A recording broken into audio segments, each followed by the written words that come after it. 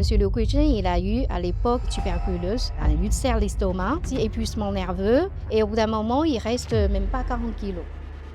Vu son état, il ne pouvait plus marcher, il restait allongé. Et donc c'est là qu'il a un oncle qu'il a reçu, qui est héritier de Neyankong et qui arrive à utiliser le Neyankong pour soigner. Classiquement, le cursus de soins par Neyankong, c'est 108 jours. 4 mois après, il est retourné au travail. Tout le monde était étonné. Vu son état de départ, c'est quelqu'un qui est en train de mourir. Et non seulement il n'est pas mort, il est revenu en pleine forme, avec le visage bien brillant, il rayonne. Et il veut tous savoir comment il a fait pour pouvoir se rétablir. Aujourd'hui, c'est un jour heureux parce que nous accueillons au sein de l'association Budo Attitude Wang Yanli, qui est une collègue très proche des Temps du Corps. J'ai eu la chance de rencontrer Yanli durant ma formation au Temps du Corps auprès de Maître Kewen. C'est la première fois en fait qu'elle vient à Budo Attitude. On a un cours qu'on a créé, c'est un cours sur les Neyankong. Yanli va nous parler très bien de cette école qui la représente, le Neyankong. Un cours qu'on a le jeudi et qui est le premier cours au sein de notre association. Le Neyankong, c'est toute une histoire. C'est d'abord Maître Kewen qui a fait ce lien avec le centre de Bedarhe en Chine, qui a pu, grâce à cette relation, lancer ses premières formations de Qigong avec le Centre des Temps du Corps à Paris. Cette interview, elle a aussi pour but de faire la promotion de la beauté de ces arts énergétiques internes et de faire connaître en fait l'histoire de ces pratiques, de ces écoles et de cette école, le Neyankong. Toi, tu as fait tout un parcours en Chine et puis tu es arrivé en France. En quelle année déjà c'était Première fois arrivé en France, c'était le 1er mars 2004 à Grenoble, pas loin d'ici. Pas loin d'ici, en effet, ouais. Je suis restée à peu près 1 an et demi.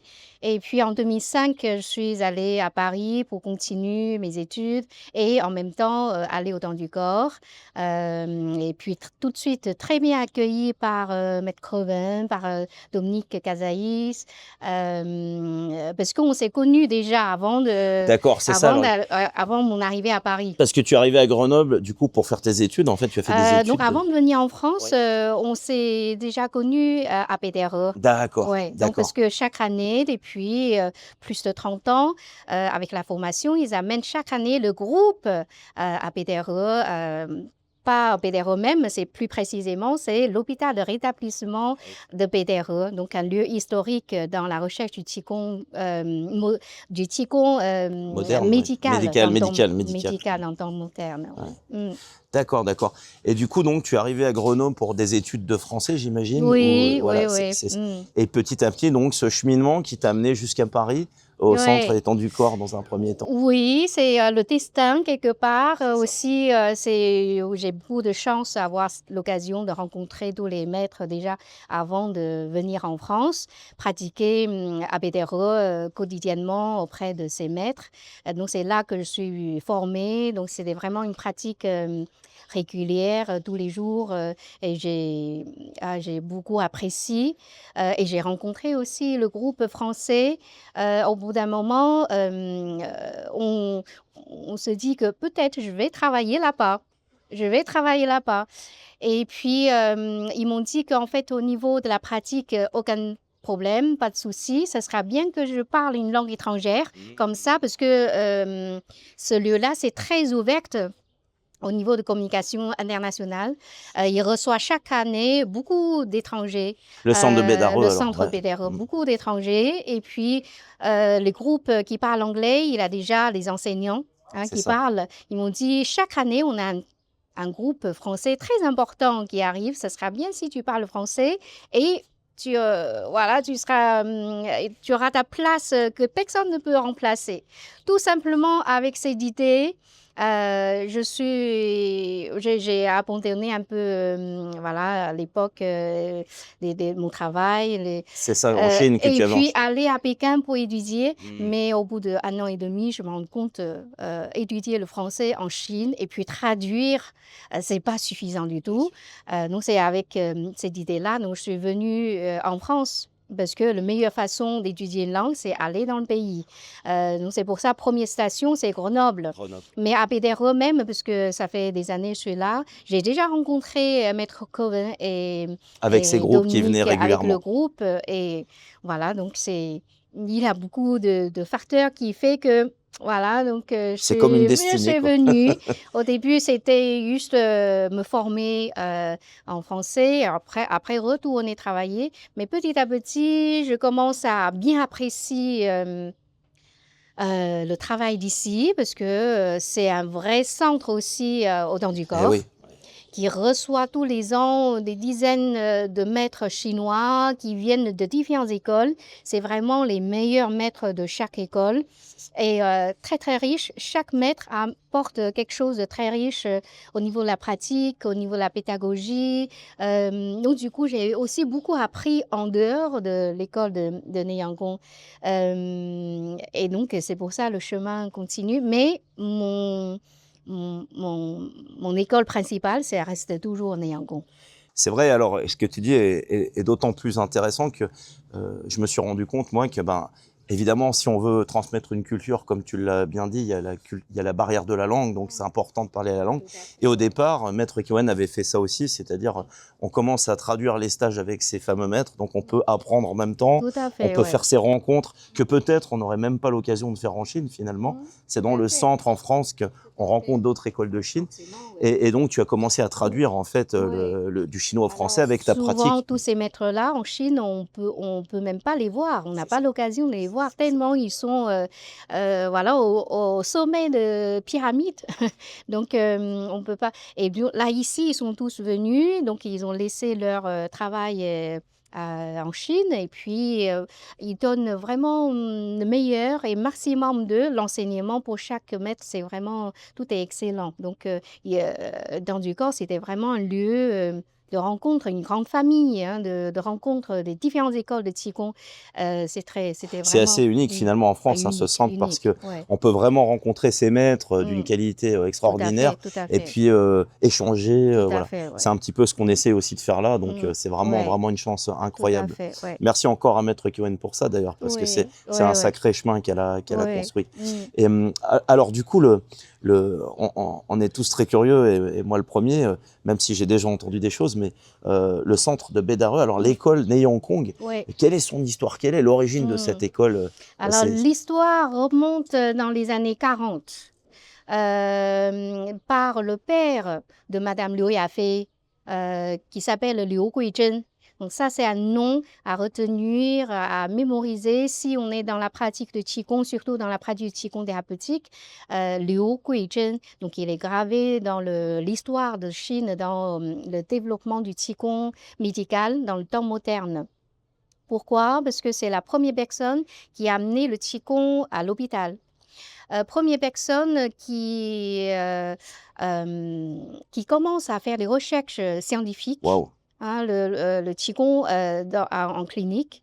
Et puis au niveau de transmission, c'est aussi la première personne qui commence à envoyer à l'école de Né Yangon, parce qu'avant c'était un héritier par génération. Et puis, un maître, il peut avoir plusieurs patients, plusieurs disciples, plusieurs personnes qui reçoivent son enseignement, mais seulement une personne qui est choisie pour connaître l'ensemble L'ensemble de la... D'accord. de Tu veux dire qu'en l'école. fait, il y a Donc, vraiment une personne qui est choisie tout pour à fait. connaître vraiment le Donc, dans fond l'histoire, dans dans l'histoire. l'histoire. Voilà. Alors, c'est une grande évolution avec M. Liu Guizhen, parce que dans les années 40, on peut dire plus précisément vers 45, Oui. Maître Liu Guizhen, il était gravement malade. Hein, pourquoi? Tout simplement, vous pouvez imaginer, à l'époque, la Chine était ruinée. Hein, c'était vraiment une voilà, une À très cause des guerres, mais toutes ces... mauvaise condition de vie à cause de guerre. Hein, donc, de nombreuses années de guerre. Les gens y vivent avec une hygiène de vie très... pas terrible. Rudimentaire. Et puis, pas suffisamment d'alimentation déjà. Au niveau de santé, s'ils tombent malades, pas suffisamment de traitement, pas suffisamment de médecins, pas suffisamment de soins. Donc, du coup... il a beaucoup de gens malades et pourtant, il doit travailler à fond aussi, hein, pour sauver le pays. hein, il doit vraiment donner à fond. Donc, il y a beaucoup de gens qui sont en mauvais état de santé. Et principalement, ce sont des maladies du système digestif. Pourquoi? Parce que il n'a pas suffisamment mangé. Donc, dès qu'il a mangé, il mange très vite. Donc, pour le système digestif, c'est pas terrible, hein. Donc, du coup, Monsieur Liu Guizhen, il a eu à l'époque, il a une épidémie, hein. Quand le terrain est comme ça, souvent l'épidémie explose. Donc, il avait tuberculose à l'époque, dans les années 40, en Ouais, Chine, d'accord, la tuberculose. Ouais. pulmonaire. Il a eu aussi un ulcère l'estomac, hein. Il y a beaucoup de gens qui ont ça aussi. Il a aussi épuisement nerveux, hein, comme voilà. Donc, en fait, au bout d'un moment, les maladies graves, ça fatigue le système nerveux et que ça fait que dans la journée, il n'est pas bien et la journée, il n'arrive pas à dormir. Épuisement nerveux. Donc, du coup, il a beaucoup affaibli et au bout d'un moment, il reste même pas 40 kilos. Un monsieur, même pas 40 kilos. Donc, il était très faible. À l'époque, il a plusieurs collègues qui sont morts à cause de tuberculose déjà. Donc, vu son état, il pouvait plus marcher, il reste allongé. Sa direction lui pose la question, qu'est-ce que vous voulez? Sous-entendu, parce qu'il veut bien le sauver, bien soigner, mais ils n'ont pas de moyens et il est vraiment, la maladie est trop grave pour l'aider, pouvoir quoi, pour faire. l'aider, ouais. Donc lui, son souhait, il a dit, je veux bien retourner dans mon pays mon pays natal. Natal Ouais, d'origine. parce que c'est une tradition aussi. On dit un arbre, même il pousse 100 mètres de haut, les feuilles tombent toujours vers les racines, hein. Donc, du coup, lui, il a envie de retourner dans son village, hein, le village Wuxian dans la province de Hebei. D'accord. Et donc, c'est là qu'en fait, il a un oncle, pas l'oncle proche, l'oncle lointain, qu'il a reçu, qui s'appelle Liu Duzhou. Liu Duzhou, c'est lui qui est héritier de Neiyang-gong. C'est un monsieur qui est assez discret et qui arrive à utiliser le Neiyang-gong pour soigner, hein. Wow. Il a dit, s'il n'y a pas d'autre moyen pour de soigner, donc je te prends et si j'arrive à quelque chose, c'est tant mieux et si ça fonctionne pas, voilà, c'est aussi le destin. Donc du coup, il est allé chez son oncle et c'est son oncle petit à petit, avec la pratique Qigong, lui permet de rétablir. Pourquoi? Son oncle, quand il voit son état, il voit encore Monsieur Liu Guizhen, il a encore la conscience. Ça, c'est un point très important. La conscience, donc une présence qui est là. Donc, l'esprit est encore net, encore clair. Donc, physiquement, il est épuisé, mais dès qu'il est vivant, il a encore le souffle, même si c'est faible. Et quand l'esprit est clair, et là, il peut faire quelque chose. Parce que la pratique Qigong, c'est l'union entre les trois trésors, l'esprit, le corps, le souffle, la respiration, le qi qui gère. Donc, c'est par tout simplement ce dernier herbe pour pouvoir se lever. Donc, il a resté 3 mois et demi. Donc, classiquement, le cursus de soins par Neiyang-gong, c'est 108 jours. C'est aussi la durée que le corps, l'ensemble de l'organisme a le temps de régénérer. C'est ça. Donc, 4 mois après, il est retourné au travail. 4 mois après au travail. Oui. Tout le monde était étonné. Pourquoi? Parce que vu son état de départ, c'est quelqu'un qui est en train de mourir. Et non seulement il n'est pas mort, il est revenu en pleine forme, avec le visage bien brillant et bien qui rayonne. Et tout le monde lui, parce que voilà ce que j'ai dit, la santé en général, c'est tout le monde a plus ou moins des problèmes de santé. Comme ça, voilà. Et il veut tous savoir comment il a fait pour pouvoir se rétablir. Donc il a raconté ce qu'il a vécu, ce qu'il a fait avec son maître. Donc il a beaucoup de gens qui veulent aller rencontrer son oncle. Mais par contre, son oncle, il reçoit 4 personnes par an seulement, hein, parce il faut que la personne habite chez lui et puis il prend le temps de faire quotidiennement. Il a des tas de processus aussi au niveau de la pratique, au niveau de l'alimentation, au niveau de rythme de vie. Il a plein de choses qui jouent. C'est une discipline à mettre en place. Voilà, plein de choses qui jouent pour rétablir la santé. Donc, Liu Guizhen, il est un peu entre les deux, vu le nombre de personnes qui a besoin d'être soignées, et puis le peu de capacité que son oncle qui peut recevoir, donc ça fait un grand contraste. Et après réflexion, il a dit, si je peux rentrer moi-même, apprendre dans le sens plus large, l'ensemble de la méthode, et à mon retour, je vous transmets la méthode, je pratique avec vous, peut-être c'est une solution. Mais c'est une grande évolution aussi, comme je dis au niveau de la transmission. Dans l'histoire, c'est un héritier par génération. Le maître, il ne transmet pas Bien simplement sûr, ouais, ouais. comme ça. Et donc, il est retourné. Il faut qu'il travaille encore un peu, montrer à son maître tous les besoins et puis ce qu'il peut faire. Et petit à petit, son maître a dit, le Kujin, c'est quelqu'un de bien.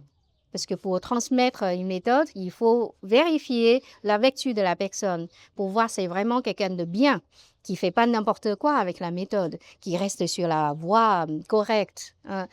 Donc, du coup, le Kujin a pu assister les séances de consultation, les séances de pratique, et puis son oncle lui explique aussi le fonctionnement. Et là, parce qu'il a étudié, à l'époque, tout le monde ne savait pas écrire. C'est ça Et aussi. lui, il savait, donc il a tout noté. Il a tout noté. Et puis, à peu près un an, à son retour, il commence à organiser les petits groupes. Ouais. Donc, à son retour, c'était un centre d'État où il travaillait, Tout le à Gazet, fait, voilà, tout c'est à ça. fait. Ouais, tout Donc, à c'était un fait. centre administratif, militaire, Oui, c'est un centre administratif, c'est ça. mais dans l'ensemble d'organisation, il y a un petit service pour laisser les gens se reposer. Hmm, Ouais. d'accord. Donc c'est là qu'il peut organiser ces Organiser gens toutes ces qui choses. physiquement et puis au niveau de la santé, ils ont besoin d'être soignés. Donc ils commencent à travailler avec eux. Ils respectent aussi tous les processus, la durée, la méthode. Et puis en fait, au bout de 3 mois et demi, tout le monde a des améliorations. Tout le monde sent mieux qu'avant. Et chaque fois, il fait venir aussi son maître pour montrer qu'en fait, ce qu'il a appris, ça peut servir vraiment à plus de personnes. Ouais, donc c'est vraiment, Ouais. j'allais dire, une ouverture, une démocratisation Oui, de techniques qui étaient gardées dans tout à le fait. cercle À secret l'intérieur de à l'école, l'intérieur de ouais, l'école et qui tout d'un coup se démocratisent avec des besoins de tout à société qui fait, étaient tout à vraiment là fait. à ce moment. Ouais, D'accord. ouais. Du coup, ces gens se forment et j'imagine, ben, c'est une révélation, donc, cette Tout à méthode. fait, très rapidement, parce que ça fonctionne. Petit à petit, c'est pas que le service de son organisme, mais aussi les gens du côté, petit à petit, ils viennent tous voir le Kujin pour pratiquer avec lui. Et puis, bon, c'est pas un lieu, c'est pas un hôpital. Donc, petit à petit, ça dérange leur travail principal. Et puis, c'est aussi avec ce contraste-là, le Kujin il commence à réfléchir. Comment le Qigong fonctionne? Pourquoi il arrive à soigner les gens? Et comment c'est soigné? Donc, c'est comme ça, il a une idée d'aller dans un service de soins à l'hôpital pour continuer son travail. Donc, à partir de ce centre, il Ouais. a été après, il s'est déplacé, du coup, c'était une vocation finalement, Oui, d'avoir cette méthode qui déjà s'appelait le Neiyang-kong à l'époque. oui, tout à fait, oui, Ouais. Neiyang-kong. Et alors qu'il y a d'inspiration plutôt taoïste avec la culture chinoise, Alors, l'origine, l'origine il est à la fois taoïste et est bouddhiste. bouddhiste, On d'accord. trouve les traces dans les mots clés à réciter dans la pratique statique. Il a des traces bouddhistes et taoïstes. D'accord. Ouais. Très, très bien. Et donc, du coup, il se déplace dans un centre. À quel endroit Il déplace à un hôpital à Baoding. Baoding, d'accord. À Baoding, c'est toujours dans la même province de Hebei. C'est D'accord. pour ça aujourd'hui on dit Hebei, c'est le berceau de Qigong médical. Ouais. Compris.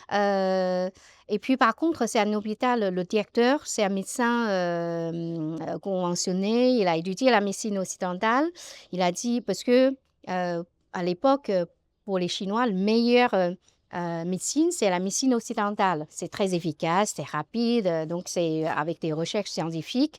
Il a dit, même avec une meilleure technique du monde, on n'arrive pas à soigner. Comment vous, par quelques respirations, vous arrivez? Bien Donc, sûr. il ne croit pas. Quand il ne croit pas, il ne soutient pas non plus. D'accord. Donc, le travail de le Kujin est un peu stagné au premier temps, premier Bien sûr. pas. Ouais. Il faut attendre aussi 1953. En fait, il y a un ancien directeur qu'il a eu qui cherche, parce que c'est son fils qui a ulcère l'estomac, tellement D'accord. grave, tellement douloureux, il doit aller contre son estomac, contre un coin de la table pour Wow. pouvoir continuer à travailler. Et puis, il rappelle avant Il y a Monsieur Liu Guizhen Qui avait fait ça. qui a fait ça, qui arrive à Soigner les soigner, gens. qui sait soigner aussi son ulcère à l'estomac par la pratique Qigong. Donc, il est venu chercher Monsieur Liu Guizhen pour aller voir son fils.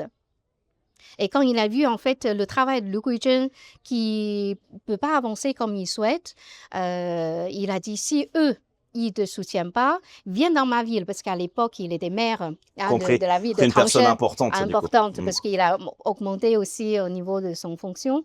Et donc, il a dit, si eux, ils ne te soutiennent pas, viens dans ma ville, je te trouve un endroit pour continuer la recherche. Donc, c'est en 1953, donc Liu Guizhen est allé à Tangshan. Tangshan, c'est une ville aussi en province de Hebei. Et puis, dans un hôpital, c'est là qu'il commence à vraiment ses expériences. Donc, en 3 ans, ils ont eu je n'ai pas révisé mes notes, bien mais sûr, à peu près. Donc, ils ont eu à peu près 360 patients à peu près. Wow. C'est pas tout d'un coup, c'est au fur et à mesure, progressivement. Voilà. Et puis, c'est vraiment des recherches assez sérieuses. Donc, ils font toutes les mesures avant de rentrer à l'hôpital, pendant, après.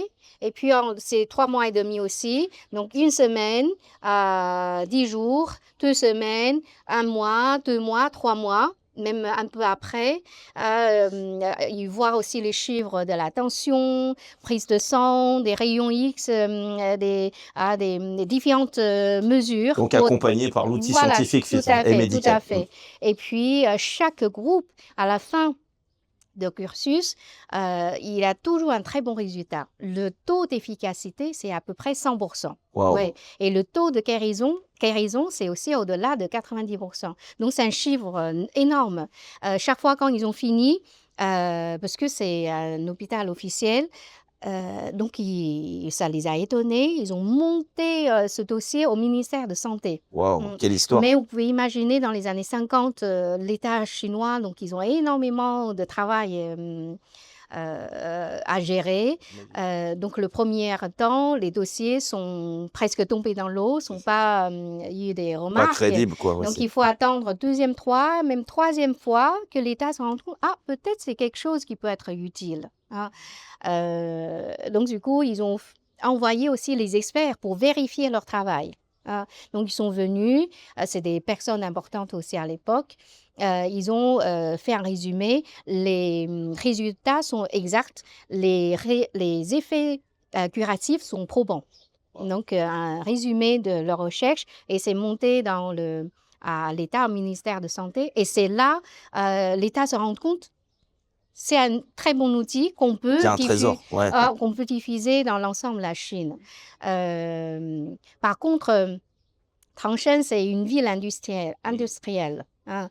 Il a des cheminées, il a des usines, il a aussi le charbon à l'époque.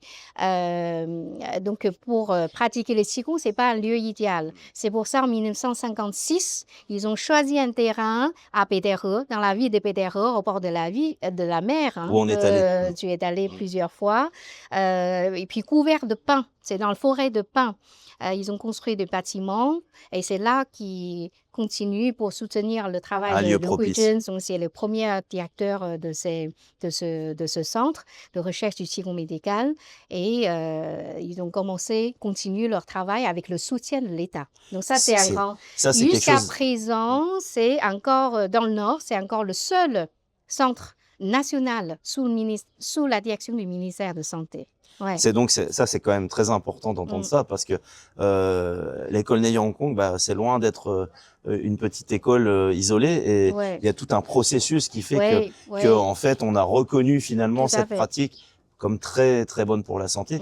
Et il me semble donc ils ont même fait des tests cliniques où ils ont réussi à dire que cette pratique pouvait aider à un certain nombre de maladies. Dont certains même maladies très graves. Hein. Alors, donc, au premier temps, les 360, c'est centré encore sur le système digestif. Mais une fois l'hôpital de Pédéreux est créé, en fait, c'est sous la direction du ministère. Donc, c'est réparti un peu dans l'ensemble du pays. Donc, il y a beaucoup de gens qui veulent venir être soignés aussi par la pratique. Mais rapidement, ils n'ont plus le moyen de recevoir tout le monde.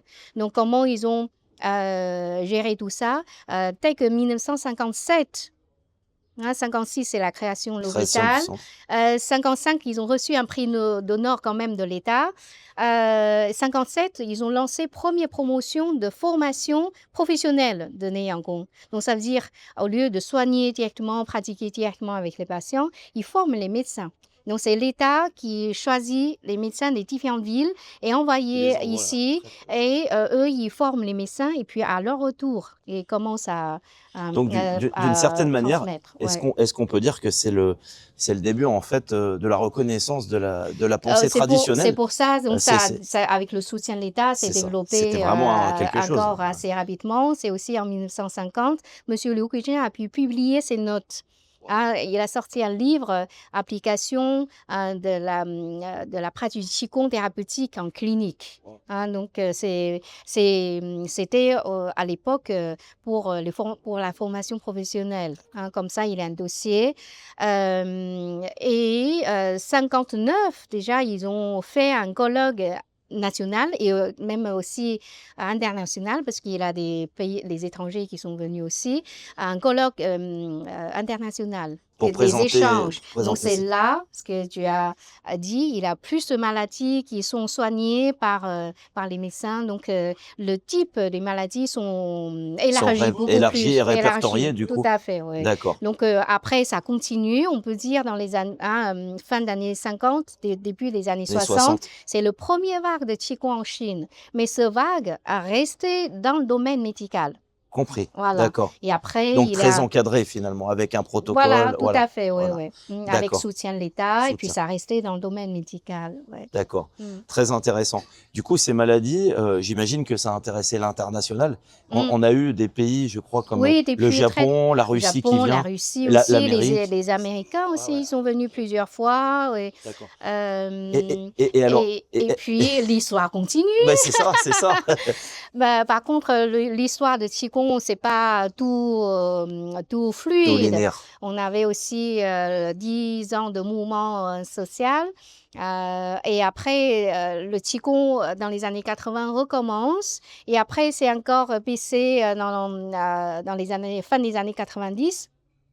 Et puis, maintenant, on peut dire c'est troisième vague de Qigong. D'accord. Ouais. Et puis, au niveau de la France, c'est grâce à Maître Crevin et M.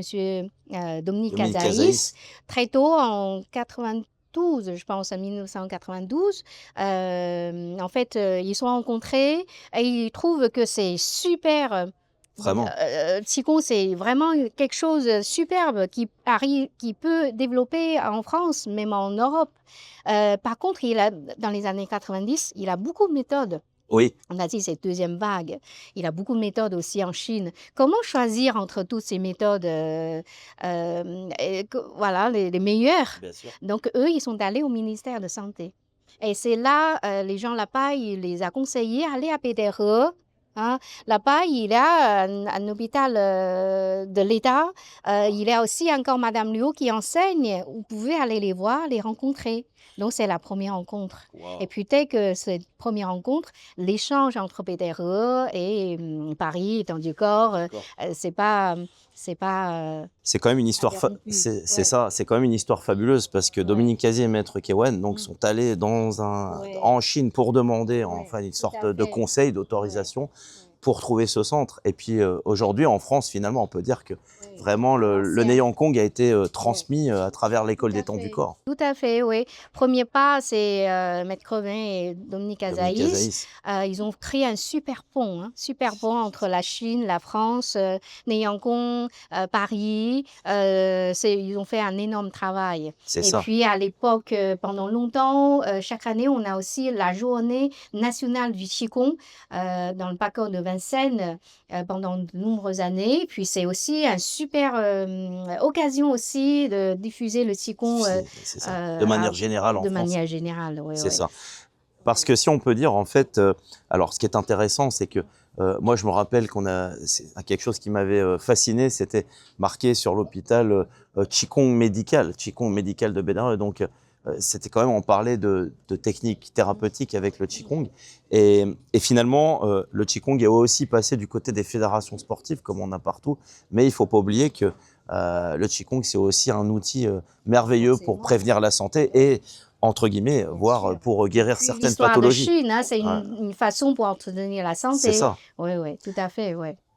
Du coup, dans ce centre, on a aussi eu l'occasion de rencontrer un très grand maître de Tai Chi. Je sais qu'il y a eu cette collaboration entre Liu Guizhen, Madame Liu Laifei, et un très grand maître de Tai Chi qui était connu en Chine. Alors, c'est à l'époque de Liu Guizhen, parce qu'avec les patients, ils se rendent compte seulement avec la pratique du Qigong. À l'époque, ils utilisent beaucoup la partie statique de Neiyang-gong. Et puis, petit à petit, les patients, au niveau physique, ça rétablit, ils sont plus toniques. Et seulement les pratiques statiques, ça ne suffit pas. Il faut quelque chose de plus dynamique. Donc, c'est ça l'idée qui a fait venir un maître de Tai Chi à Pékin qui s'appelle Li Jingwu. Li Jingwu, maître Li Jingwu. À l'époque, Pékin, on a dit il a 5 tigres dans le domaine de Tai Chi. Li Jingwu, ça fait un des 5 tigres. Donc, c'est un maître sacré niveau assez fort. Donc, ils ont pu partager, combiner déjà, faire ces liens entre le Tai Chi et le Qigong. Et puis, donc, il a bien adapté parce que Tai Chi Chuan, c'est aussi considéré comme un art martial interne, bien sûr, interne. Et puis, une fois arrivé à Pédéreux, il a pu développer le travail vraiment interne. On dit Tai Chi Nei-Gong. Nei-Gong, le Kung Fu, le travail interne de Tai Chi. Hein, donc, ça ne reste pas seulement dans la forme, dans les mouvements. Donc, il y a une vraie recherche vers l'intérieur. Voilà. Waouh, passionnant. Ouais. Donc, en fait, les deux, du coup, ça se combine très, très bien comme deux frères. Deux frères de même famille, ça se complète très très bien et puis ça continue encore jusqu'à aujourd'hui. D'ailleurs, si on prend les écoles traditionnelles comme le Wudang ou Shaolin, on n'a pas de séparation. C'est l'étude du corps. On aime bien mettre des étiquettes en France, art interne, art énergétique, mais finalement, c'est une connaissance profonde en fait, et on la développe de différentes manières. Qigong, en général, il a 5 branches.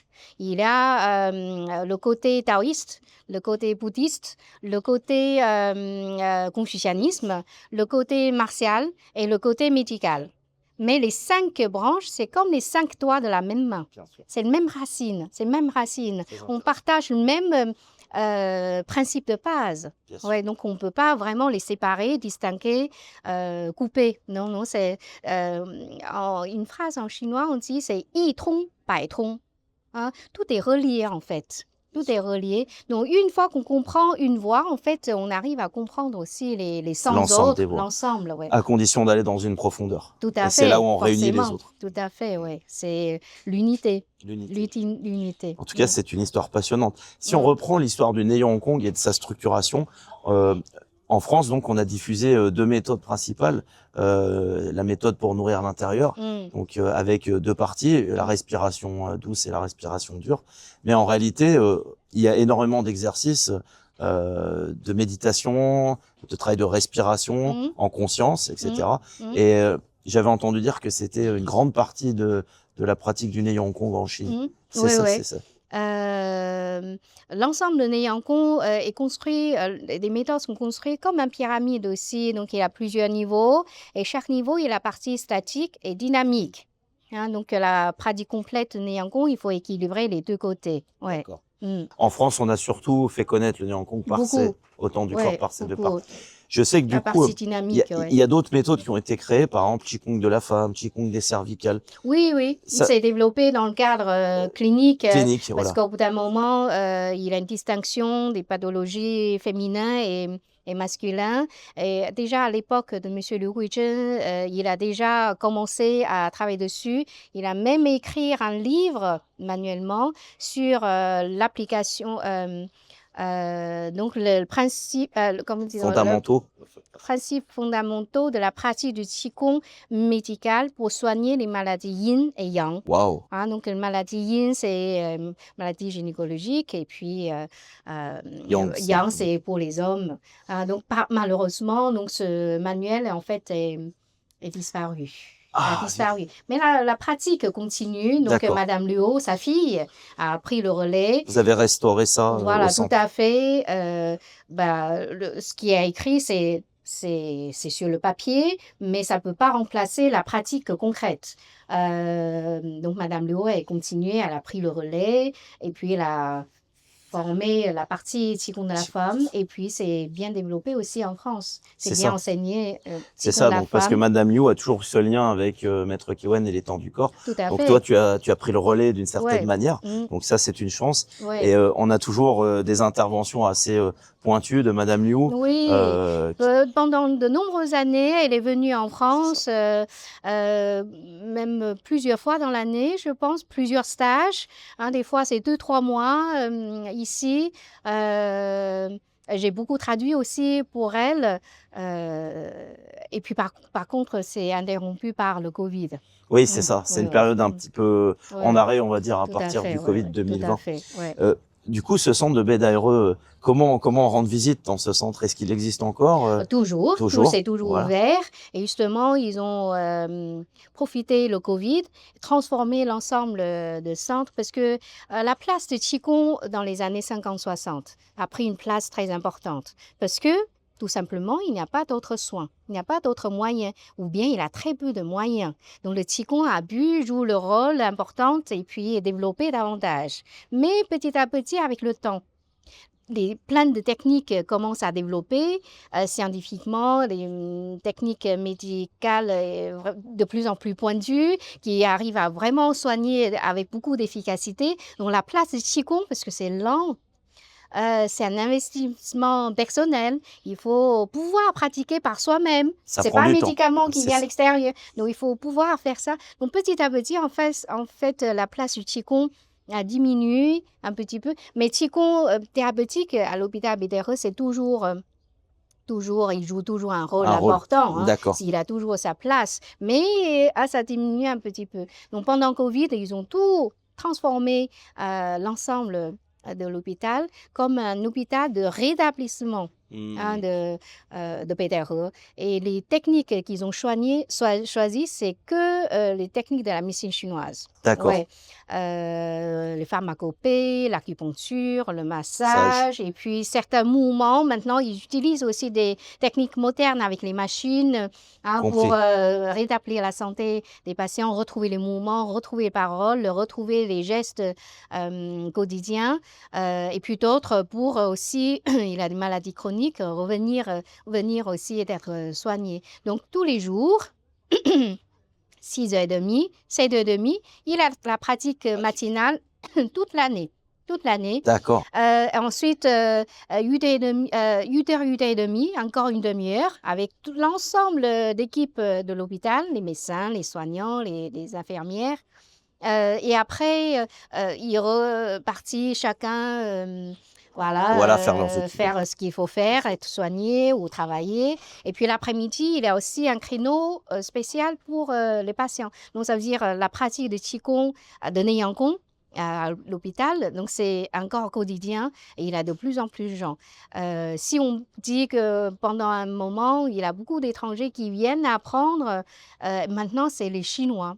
Il y a un retour un peu, une prise de conscience. Plus de moyens aussi, plus d'aisance. Et puis, ils ont pris conscience aussi, en fait, dans la tradition chinoise, il y a plein de trésors aussi. Il y a plein de trésors. Le vrai soin efficace, ça ne vient pas toujours de l'extérieur. Donc, c'est très important aussi de faire quelque chose par soi-même. Ça, c'est intéressant, cet aspect-là, tu en as parlé aujourd'hui.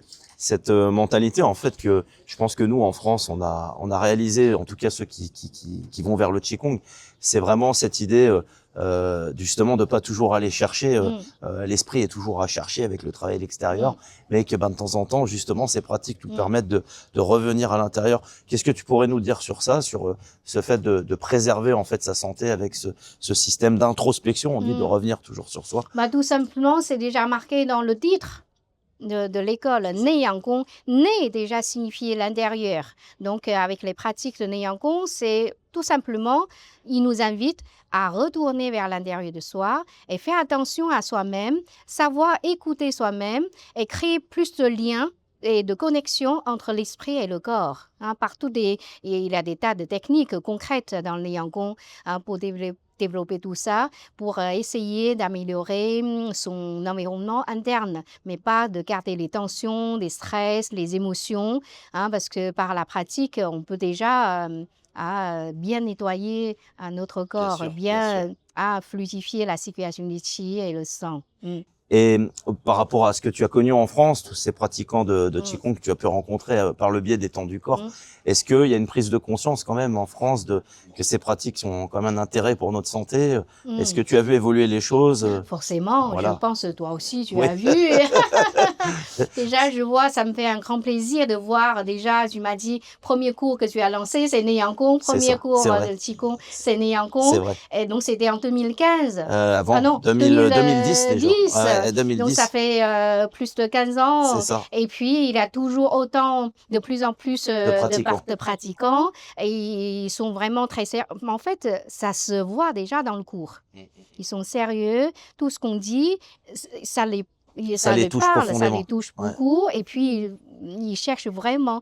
Parce que je pense dans la culture française ou en général dans la culture occidentale, il manque un peu de cet aspect-là, Oui. de cette connexion. L'esprit revient vers soi. On arrive à faire quelque chose à soi-même. Pas besoin de grand-chose, mais quotidiennement, un entretien régulier. Donc, c'est très important. Puis je sais qu'aujourd'hui, c'est prouvé que ça lutte contre les maladies du stress, comme le burn-out. On parle beaucoup d'états dépressifs au travail, de burn-out, voilà, et de problèmes psychologiques. Ouais. Et revenir dans le corps, c'est vraiment ramener un équilibre profond et une sérénité pour vivre quotidiennement ce qu'on a à vivre. Forcément, Voilà, forcément. La société a fait que tout va de plus en plus vite. C'est très connu. Donc, les tensions, il y en a de plus en plus pour les hommes et autant pour les femmes aussi. Et puis, on bouge de moins en moins notre corps. Eh oui. Devant l'écran, on bouge de moins en moins. Quand je suis venue ici, j'ai pris le métro et tout autour de moi, je regarde, tout le monde a la tête baissée devant son écran. Écran de portable. Tout le monde. C'est impressionnant maintenant. C'est ça, c'est ça. Même les personnes âgées aussi, oui, ils s'y mettent. Au bout d'un moment, c'est les jeunes, maintenant, c'est tout le monde. Ça, c'est quelque chose la société qui moderne. fait qu'on bouge de moins en moins notre corps. Quand on regarde dans la rue, donc tout est électrique aussi, les trottinettes électriques, ils ne bougent pas les gens. Dans le bureau, devant l'écran, ils ne bougent pas. Ça fait, la société nous fait que, voilà, donc le corps a besoin de bouger. Ouais. La vie, pour entretenir la vie, on a besoin de marcher, on a besoin de bouger, on a besoin que le qi circule avec la fluidité. Ouais. Wow. C'est pour ça, le Qigong, ce matin, ce que j'ai dit, quand quelque chose qui développe, quand quelque chose réussit, il a souvent, toujours, 3 conditions. Le beau temps, c'est pas seulement le soleil qui est là, c'est pas le temps du soleil, c'est le moment. C'est actuellement la société, dans le temps contemporain, ces sociétés nous fait que c'est un moment que les gens, ils ont besoin. Oui, c'est ça. Il a ce besoin. Donc, c'est ce moment où on a ce besoin. Et puis, un bon lieu, un endroit favorable. Donc, la France, magnifique. La nature à l'extérieur, magnifique. L'air, magnifique. La Chine aussi, bien sûr. Et puis, les salles aussi, on a des super conditions pratiques. Donc, le ciel, le temps, la terre, le lieu de pratique et l'homme harmonieux. Oui, donc la pratique du Qigong, on pose toutes les conditions sociales, le classement, et puis les habits, tout ça, les bijoux, tout ça, on met tout ça à côté. On est sur un pied d'égalité. Égalité, si c'est un chef d'entreprise ou bien ouvrier, devant... voilà, dans la pratique, on est tous pareils. Ça, c'est une bonne chose. Ouais. D'ailleurs, donc c'est pour ça, ciel, la terre, l'homme, les 3 conditions se réunissent en un, ça fait que les choses se développent, les choses se réussissent. Donc c'est pour ça que le Qigong développe de plus en plus en France. Et je trouve aussi, j'ai de la chance d'arriver à ce moment-là et de pouvoir faire quelque chose de partager ça avec les Français. Ouais. C'est un travail merveilleux de pouvoir transmettre ça. Ouais. Et c'est vrai que ces conditions sont importantes. Et justement, nous, avec Maître Kewen, on est une équipe où justement on essaie de transmettre une pratique qui est sociale aussi et qui permet à tous de s'y retrouver et d'avoir cette espèce de simplicité aussi dans la partie. Et pas d'être dans un on va dire, une pratique de bien-être ou un peu de consommation. C'est vrai que ça, c'est un aspect important parce que parfois, cette pratique ne sont pas comprises. On vient pour trouver un bien-être, mais en fait, on oublie que derrière tout ça, il y a un vrai chemin de prise de conscience de soi, de travail personnel dans la durée.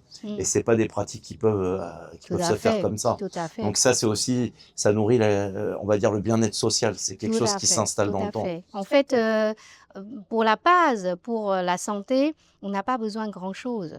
Ouais, regarde Maître Le Guizhen, quand il rentre chez son oncle, il lui reste le souffle et la conscience. Et puis là, petit à petit, il rétablit. Et puis aujourd'hui, on a toute la famille, tout le monde, hein, on a tous plein de choses. Plein de choses, des fois un peu trop. Il faut tout harmoniser, c'est ça. Est-ce qu'on est obligé d'attacher à toutes ces choses-là ou on arrive à libérer, être libre de toutes ces choses de l'extérieur, hein, mais pas être juré par les choses de l'extérieur. Donc ça, c'est une vraie liberté qui se développe à l'intérieur grâce à la pratique de Qigong. La respiration, le souffle fine, longue, régulière, profonde, c'est un grand trésor qu'on développe à l'intérieur. Et ça, on ne dépend pas de l'or, on ne dépend pas d'une belle maison, n'importe où, dès qu'on a envie, dès qu'on met la conscience dessus, on arrive. Essentiel. Oui, tout à fait, essentiel. Merci beaucoup Yanni. Alors, Yanni, c'est vraiment quelqu'un de précieux en France parce que, comme vous avez compris, elle tient cette école et elle est très attachée à cette école. Puis elle la transmet avec une générosité, avec plaisir et une humilité aussi très grande. Donc Yanni, on peut te retrouver au Temps du Corps et puis tu es aussi sur Reims, donc tu as une association sur Reims. Tout à fait, voilà. Donc, alors Yanni est très discrète, je sais que voilà, mais c'est vraiment une chance en fait de t'avoir hein, parce que on a tout de suite accès avec toute cette histoire qu'on a racontée du Temps du Corps aussi à cette pratique. Donc n'hésitez pas. Oui, c'est une chance que Néancon, il a toute cette histoire. Et puis j'ai bien accompagné une bonne partie de développement Néancon en France avec Maître Coven, tout à côté d'elle. Ça fait depuis 2005, nous ça fait plus de 20 ans aussi. Donc je vois aussi le développement de Néancon et de Qigong en général en France grâce à Wen, grâce à toi, à tous les gens qui sont formés au Temps du Corps et après qui sont semés dans différents lieux et puis ça pousse, ça pousse, ça pousse. C'est un grand plaisir de voir que le Qigong Néancon développe aussi bien en France. Super. Merci beaucoup. En tout cas, vous retrouverez Yan Li, on espère, chaque année ici en Savoie parce qu'on a une école de Néancon et aujourd'hui les gens étaient vont vraiment apprécier ton enseignement et attendaient ça avec impatience. Merci. Donc, on te remercie vraiment d'avoir fait ce pas. Je le redis encore. Voilà, avant tout, vous avez un super professeur déjà. Je sais, Romain, il est très sérieux. J'ai toujours souvenir au moment de cours, il est avec son ordinateur, il écoute avec beaucoup d'attention, il saisit tout. C'est vrai qu'on travaille. Et puis quand il pratique, c'est un grand plaisir aussi de voir un homme costaud et fort, mais quand il pratique, il a autant de souplesse qui s'exprime. C'est vrai. Donc, ça vient du cœur, je sais. C'est le cœur qui est ouvert, qui est souple, qui est ouvert aussi, qui s'exprime dans le corps. Et puis, c'est un exemple pour les hommes qui souvent ont du mal à faire le pas. Et c'est vraiment important que vous, messieurs, il n'y a pas que la salle de sport avec les muscles. Vous pouvez vraiment trouver votre santé aussi avec ces pratiques. On peut aimer les deux. Hein. Voilà. Oui, tout à fait. Voilà. Bon, merci à toi beaucoup, de me faire Yanni. venir. Au plaisir de te revoir. Hein. Merci. Oui, avec plaisir.